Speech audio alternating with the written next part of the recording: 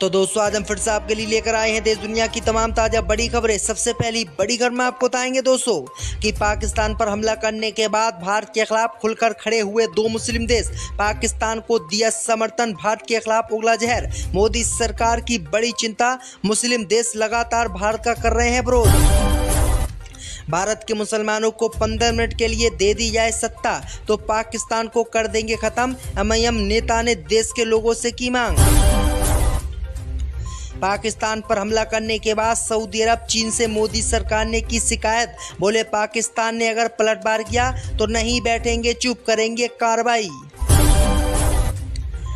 पाकिस्तान पर भारत की air strike के बाद अमेरिका के राष्ट्रपति डोनाल्ड ट्रंप बोले दोनों देशों को रुक जाना चाहिए, नहीं करने चाहिए वार पलटवार। पाकिस्तान ने मोदी सरकार पर लगाया आरोप, कहा भारत ने इजराइल के ड्रोन से हमारे देश पर किए हमले, 4 सैनिक हुए घायल। ऑपरेशन सिंदूर के बाद सर्वदलीय बैठक में राहुल गांधी ने मोदी सरकार के सामने रखी मांग। बोले मोदी बुलाएं संसद का विशेष सत्र, देश की जनता को ले भरोसे में। तो दोस्तों सभी खबरों को आपको एक एक कर बताने वाले हैं। वीडियो को लाइक कर चैनल को सब्सक्राइब कर दें। इसी बीच पर तो दोस्तों अगली खबर की ओर। तो भारत पाकिस्तान की जंग में भारत के खिलाफ खुलकर खड़े हुए दो मुस्लिम देश। पाकिस्तान को खुलकर दिया समर्थन, भारत पर लगाए गंभीर आरोप। दोस्तों आपको बता दें कि भारत और पाकिस्तान में इस समय जंग चल रही है। इसी जंग में अब मोदी सरकार को दो मुस्लिम देशों ने बड़ा झटका दिया है।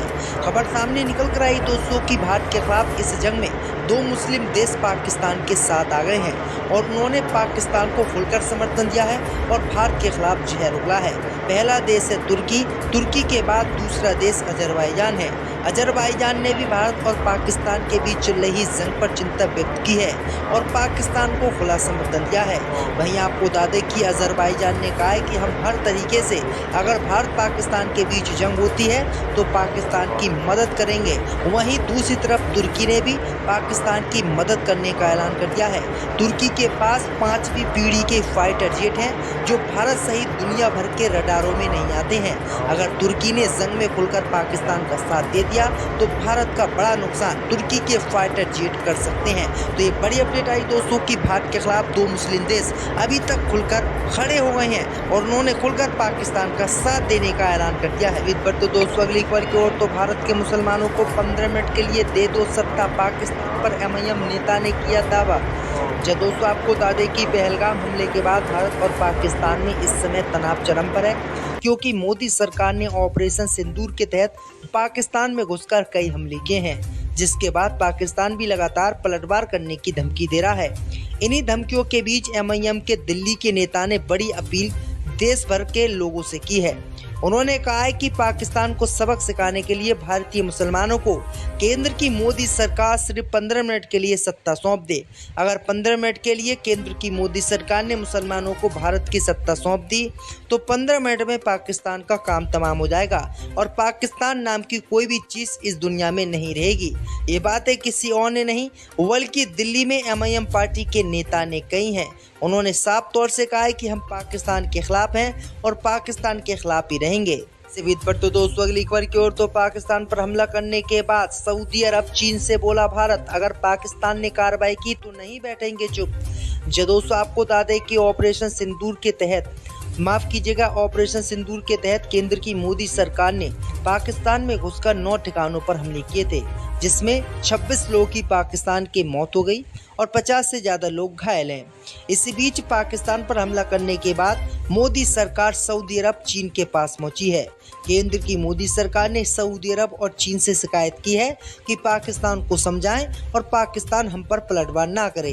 वहीं आपको बता दें कि मोदी सरकार ने सऊदी अरब, चीन से कहा है कि अगर पाकिस्तान ने तनाव बढ़ाने की कोशिश की या हम पर हमला किया तो हम भी चुप नहीं बैठेंगे, हम भी बदले की कार्रवाई आगे करेंगे। अब देखना ये होगा कि पाकिस्तान भारत पर हमला करता है या फिर नहीं। इससे बीच पर तो दोस्तों अगली खबर की ओर। तो भारत पाकिस्तान तनाव पर अमेरिका के राष्ट्रपति ट्रंप का आया बयान। बोले अब भारत को नहीं करना चाहिए पाकिस्तान पर हमला। जो दोस्तों आपको बता दें कि ऑपरेशन सिंदूर पर बोलते हुए अमेरिका के राष्ट्रपति डोनाल्ड ट्रंप ने कहा है कि वो चाहते हैं कि भारत और पाकिस्तान अब हमला बंद कर दें। इसके साथ ही उन्होंने ये भी कहा है कि वो दोनों देशों के बीच मतभेदों को दूर करने के लिए भी तैयार हैं।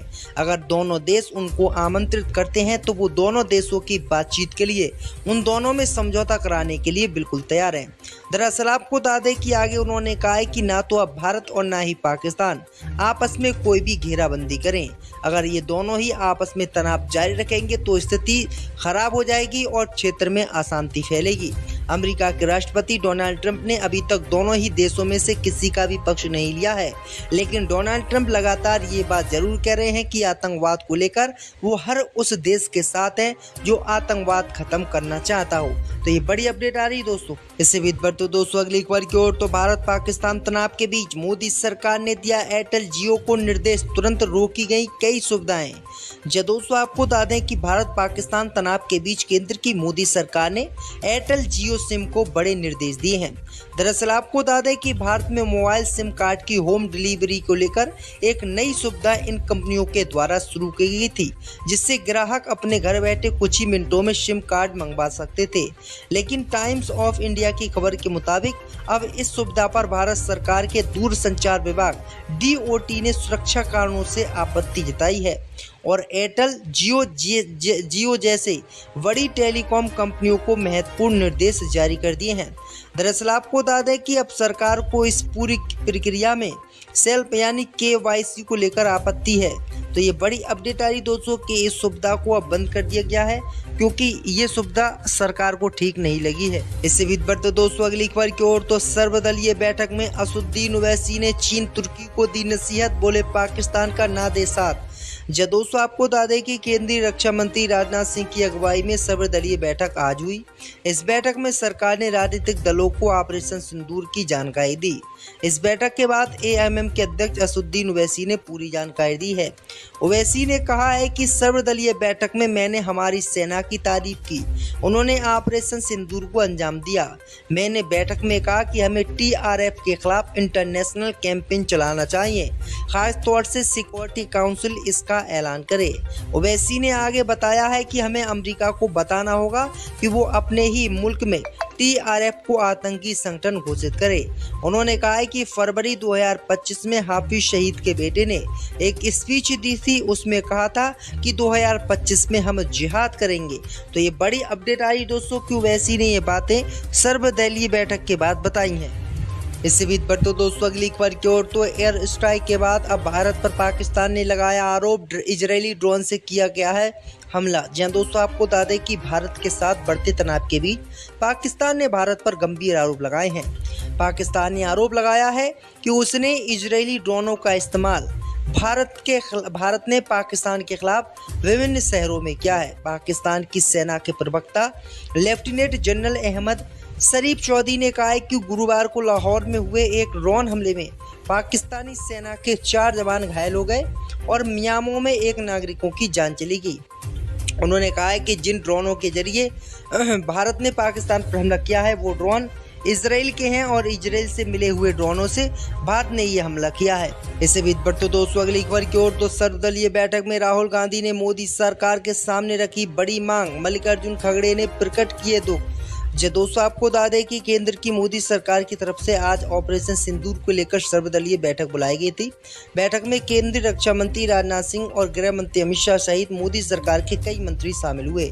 वहीं बैठक में कांग्रेस सहित लगभग सभी दलों के नेताओं ने हिस्सा लिया। सर्वदलीय बैठक में नेता प्रतिपक्ष और कांग्रेस के पूर्व राष्ट्रीय अध्यक्ष राहुल गांधी ने मोदी सरकार के सामने संसद सत्र बुलाने की मांग रखी। इस बात की जानकारी कांग्रेस के राष्ट्रीय अध्यक्ष मल्लिकार्जुन खड़गे ने दी है।